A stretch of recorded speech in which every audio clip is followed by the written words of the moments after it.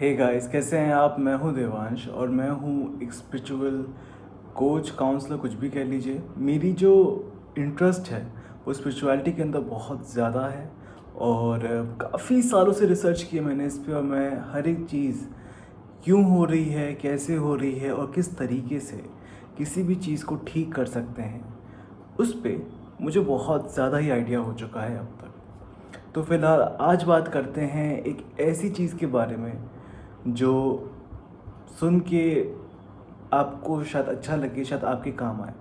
ये बात याद रखिएगा कि मेरा हर एक कंटेंट जो है वो हर एक इंसान के लिए फ़ायदा नहीं कर पाएगा।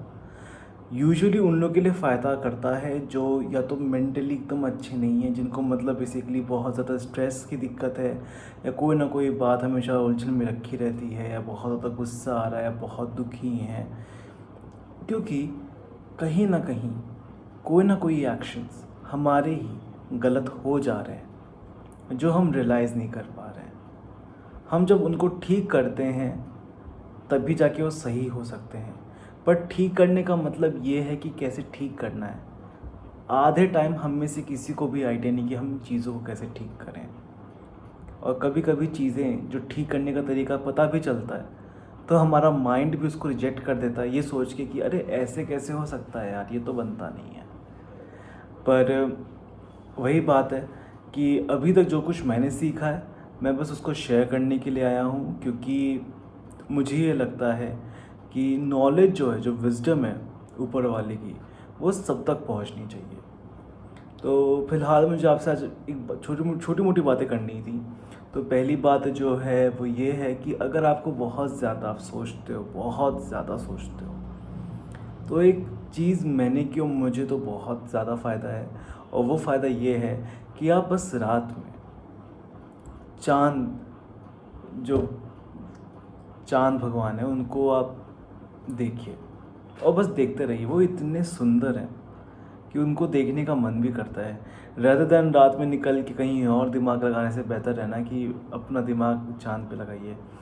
बिलीव मी, अगर आप 10-15 मिनट भी हर रोज़ चाँद को देख रहे हैं, देयर समथिंग, मुझे खुद इतना नॉलेज नहीं, पर मुझे इतना पता है कि देयर समथिंग, ऐसा कुछ होता है जिससे बहुत ज़्यादा फ़ायदा होता है आपका। मतलब एक तो मन तो एकाग्रित होता ही है, बट बहुत शांति होती है, बहुत शांति महसूस होती है। फ़िलहाल तो मुसलमानों के हिसाब से कि रमज़ान का वक्त भी चल रहा है और हमारे यहाँ भी चाँद का बहुत बड़ा महत्व है। तो करके देखिए, मुझे फ़ायदा हो रहा है, शायद आपको फ़ायदा हो। और ये चीज़ मैं किसी साइंटिफिक फैक्ट पे नहीं कह रहा हूँ, ये अपने खुद के एक्सपीरियंस पे एक एडवाइज़री तौर पे दे रहा हूँ। तो वो बस करके देखिएगा। अगर आपको कोई भी दिक्कत है, आपका आप बहुत ओवर थिंक करते हो अगर, तो ये चीज़ आपके लिए ही है। Coming back to the things, कि मुझे जो बात आपसे करनी है, तो लास्ट टाइम हमने बात की थी कि हम अपने बुरे वक्त को या बुरी चीज़ों को कैसे हटा सकते हैं। आज मैं से बात करने वाला हूँ कि आपका हक स्पिरिचुअलिटी के अंदर बेसिकली क्या है। जो आपका पूरा ब्रह्मांड है उसमें कुछ कुछ रूल्स एंड लॉज बना के रखे गए हैं। अगर आप ऐसा करोगे तो ऐसा होगा, ऐसा करोगे तो ऐसा होगा। अब हमारा क्या सीन है कि हम वेद तो पढ़ नहीं रहे हैं, हम आधे टाइम चीज़ें पढ़ नहीं रहे हैं, हमारे पास आधी से ज़्यादा जो नॉलेज थी वो तो अपने पास है भी नहीं।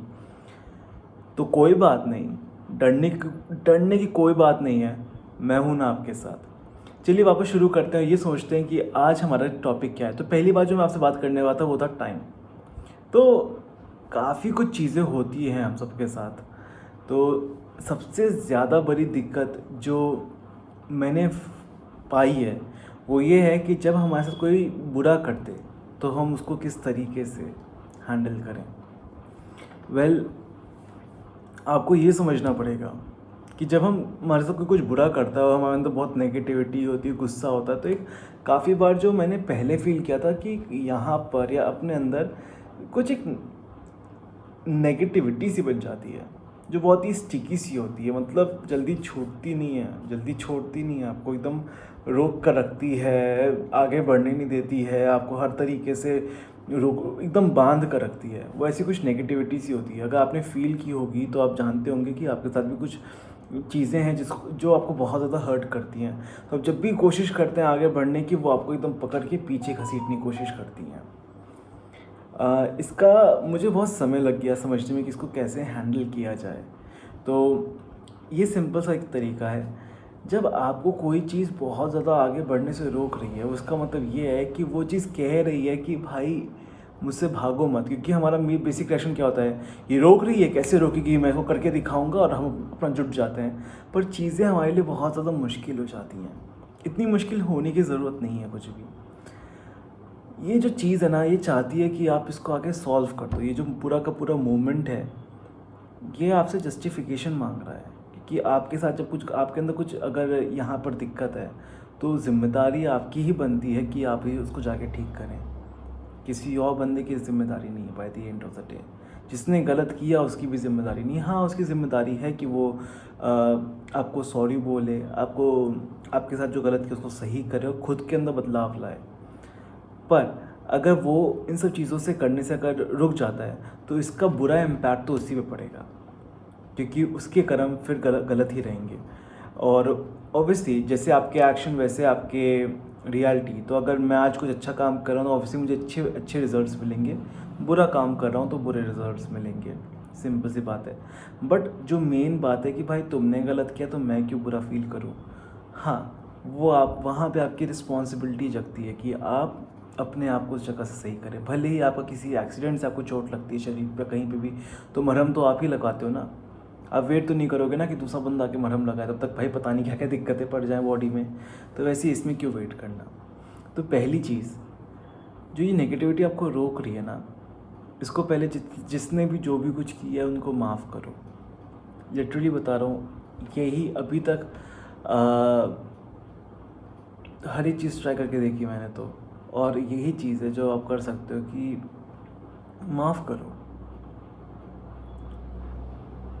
अगर आपको गुस्सा है, अगर आपको दुख है, तो आप लोगों को जब माफ़ करते हो तो वो बहुत ज़्यादा जो एक नेगेटिविटी टाइप की होती है ना, वो एकदम जैसे कि एकदम डिमिनिश हो जाती है, एकदम एकदम जैसे कि कोई बहुत कस के कुछ पकड़ा हुआ था हम लोग को आगे बढ़ने से। आप जैसे ही कहते हो मुझे माफ़ कर दो, ये अपने आप ही धीमे धीमे धीमे धीमे धीमे धीमे धीमे धीमे धीमे धीमे ख़त्म हो जाती है।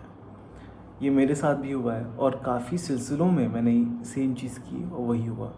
और माफ़ी का भी मतलब यही है कि आप दिल से माफ़ करिए, ये नहीं कि दिखावे से, अरे ठीक है मुझे बस निकलना जल्दी से माफ़ कर दो, ऐसा नहीं। दिल से माफ़ करो इस तरीके से कि आप आगे जाके उस चीज़ को याद ना करो। और ये चीज़ हार्ड होती है, मैं बिल्कुल समझता हूँ। मैं आपको हर एक बात नहीं बता सकता यहाँ पर फ़िलहाल बस इतना ही है कि अगर आपको कोई भी चीज़ दिक्कत कर रही है, तो आप पहले उस इंसान को माफ़ करिए, उस मोमेंट को माफ़ करिए, उस चीज़ को माफ़ करिए। ये एक तरीका है, आप उस चीज़ से बाहर निकल सकते हैं। पर ये तरीका तभी फ़ायदेमंद रहेगा जब आप उन लोगों के साथ नहीं रहते हैं। अगर इन केस आपकी चाची के साथ रहते हो, आपकी चाची ने आपके साथ गलत किया है, और आप अगर उनके साथ सेम घर में रह रहे हो, आपको हर दिन सुबह उठ के देखना है, तो फिर आपके लिए चीज़ें ऑब्वियसली मुश्किल होंगी। उस जगह पे ये मेथडोलॉजी जो है वो इतनी काम नहीं आएगी। अगर आपने यही मेथडोलॉजी इस्तेमाल की, आपको बहुत ज़्यादा गुस्सा था और था कि इन्होंने ऐसा किया, इन्होंने वैसा किया, और आपने उनको माफ़ कर दिया, और फिर आप 1-2 साल पाते हो कि 1-2 साल के बाद आप उन्हीं के साथ रह रहे हो एक ही घर के अंदर, तो भी इस मेथडोलॉजी में दिक्कत पड़ेगी, क्योंकि फिर आपने माफ़ कर दिया है। बट इसका मतलब ये नहीं कि आपने उसको एकदम ढंग से डेल्ट किया है। मैं आपको ये माफ़ी वाला जो बता रहा हूँ तरीका, ये इसलिए बता रहा हूँ क्योंकि ये आप बैठे बिठाए अपना वो काम ख़त्म कर सकते हो। वो जो आपकी जो दिक्कत हो रही है, आप उसको हील कर सकते हो बैठे बिठाए। आपको किसी की ज़रूरत नहीं है इस चीज़ के लिए। बट अगर आप उनके साथ रहेगा तो दिक्कत पड़ेगी, तो इस बात को ज़रूर याद रखिएगा। वहाँ पे आपको मेरे जैसे किसी स्पेशलिस्ट की, एक साइकोलॉजिस्ट की या साइकियाट्रिस्ट की ज़रूरत पड़ सकती है। साइकियाट्रिस्ट तो वैसे भी आपको मेडिसिन देते हैं, बट एक कोई भी इंसान जो आपको गाइड कर सके इस पेनफुल जर्नी से पीस या फिर शांति करने के लिए। और ये कोई अच्छा तरीका है, क्योंकि मैं बता रहा हूँ अगर आप यहाँ पे सही नहीं हो तो क्या फ़ायदा है यार। अगर 1000 रुपये भी मिल जाए तुम्हें आज, कोई फ़ायदा नहीं है ना। 1 करोड़ का भी मालिक हो जाओ पर अंदर से खुश नहीं हो तो क्या फ़ायदा। तो बस इतनी सी बात है। तो माफ़ कीजिए, बस आपका दुख आपका वो मिट जाएगा। एंड उन लोगों से फिर अगर हो सके तो दूरी बनाइए। और अगर आपके फैमिली मेम्बर्स हैं तब फिर उसमें आपको मेहनत करने की ज़रूरत है, क्योंकि ऑब्वियसली आप देखो कि अगर आपको जब भी चोटें मिलती हैं तो एक तो आपके दोस्तों से मिलेंगी, एक तो आपको अजनबियों से मिलेंगी, और एक तो आपको फैमिली के लोगों से भी मिलेंगी। और आपका अगर कोई भी लव रिलेशनशिप है तो उससे भी मिलेगा। और ना ऑब्वियसली जो आपके स्ट्रेंजर लोग हैं उनको तो वैसे भी आप माफ़ कर देते हो, क्योंकि वो घंटा फ़र्क नहीं करते। दोस्त के साथ रहते नहीं हो तो हाँ चल ठीक है माफ़ किया, आप भाड़ में जाए हैं। लव वाले अरे उसको सब ब्रेकअप वेकअप कर लेते हो और हट जाते हो। पर जो फैमिली है उसके बिना तो आप रह नहीं पाओगे, नहीं रह पाओगे। तो दिक्कत पड़ती है एंड दैट्स ओके, क्या कर सकते हैं। पर उसको हील करना आपका काम है। तो वहाँ पर आपको डिफरेंट मेथोडोलॉजी करनी पड़ेगी। पर अगर आपको लगता है कि नहीं यार छोटी मोटी चोटें हैं एंड हम सह सकते हैं, तब वहाँ पे तो ऑब्वियसली माफ़ करने वाला मेथोडोलॉजी तो आराम से काम करेगा।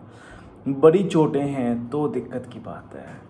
अगर बहुत बड़ी बड़ी चीज़ें हुई हैं जो भूल नहीं पा रहे हो, जो कर नहीं पा रहे हो, तो वो अलग बात है, तब आपको कंसल्ट करना चाहिए। पर फिलहाल अगर आपका माफ़ी से काम चल जा रहा है तो प्लीज़ माफ़ करिए और आगे बढ़िए। इतनी सी बस बात थी, ज़्यादा लंबी खींच दी, बट कोई बात नहीं। अगर आपको मेरे वीडियोस पसंद आ रहे हैं या लगता है कि ये वीडियोस किसी ऐसे इंसान के पास जानी चाहिए जिससे उसका फ़ायदा हो सकता है, एंड बिलीव मी हर एक इंसान में या तो खुद होता है और उसके जानने में भी कोई ना कोई ऐसा होता ही है, तो ज़रूर कीजिएगा उसको ये वीडियो सेंड। आप इसको सब्सक्राइब भी कर सकते हैं, लाइक भी कर सकते हैं अगर आपको वीडियो अच्छा लगे।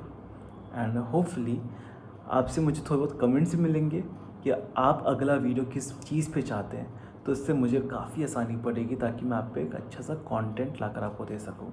Thank you for staying tuned.